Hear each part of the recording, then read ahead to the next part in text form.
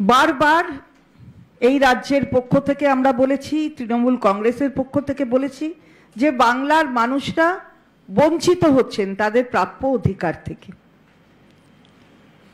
মানরেগার টাকা দেওয়া হয় না, আবাস যোজনার টাকা দেওয়া হয় না, বিভিন্ন খাতে যে টাকা দেওয়ার অর্থাৎ সেন্ট্রাল শেয়ারের টাকা সেগুলোও দেওয়া হয় না।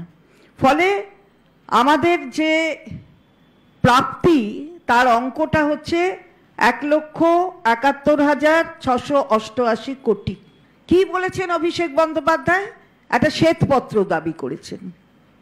শ্বেতপত্র 21-এর পর থেকে 2021 তারপর থেকে কত টাকা দেওয়া হলো কি খাতে, যে কেন্দ্রীয় মন্ত্রী মাননীয়া নির্মলা সীতারমন অর্থমন্ত্রী, তিনি বলছেন যে হাজার হাজার কোটি কোটি টাকা দেওয়া হয়েছে। তার বাজেট বক্তৃতা হয়েছে, সেই বাজেট বক্তৃতা লোকসভায় হয়েছে, রাজ্যসভায় হয়েছে। সেখানে গিয়ে তিনি বলেছেন বাংলাকে হাজার হাজার কোটি কোটি টাকা দেওয়া হয়েছে। তাহলে তার কাছে তো নিশ্চয়ই হিসাব টিসাব থাকবে, কত টাকা কোথায় দেওয়া হয়েছে, কোন সালে, কোন অর্থনৈতিক বছরে।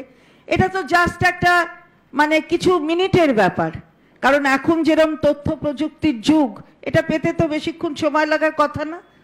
তাহলে ওই 21-এর পর থেকে যে 3টে অর্থনৈতিক বছর গেল তাতে কি কি টাকা দেওয়া হয়েছে বলতে পারতেন, কিন্তু শ্বেতপত্র দেওয়ার পথে হাঁটলেন না কারণ হাঁটা সম্ভব নয়। শ্বেতপত্র দিয়ে বলবেনটা কি? টাকা তো দেওয়া হয়নি, এটাই তো ঘটনা।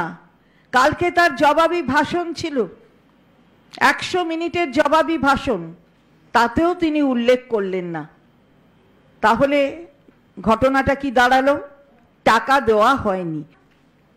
ভারতবর্ষের কেন্দ্রের অর্থ দপ্তর তাদের প্রকাশ করা এই কাগজটি আমরা আপনাদের সামনে ধরে দিচ্ছি। সেখানে দেখা যাবে আমাদের কিছু টাকা দেওয়া হয়নি এবং নিচে সেটার উল্লেখ আছে।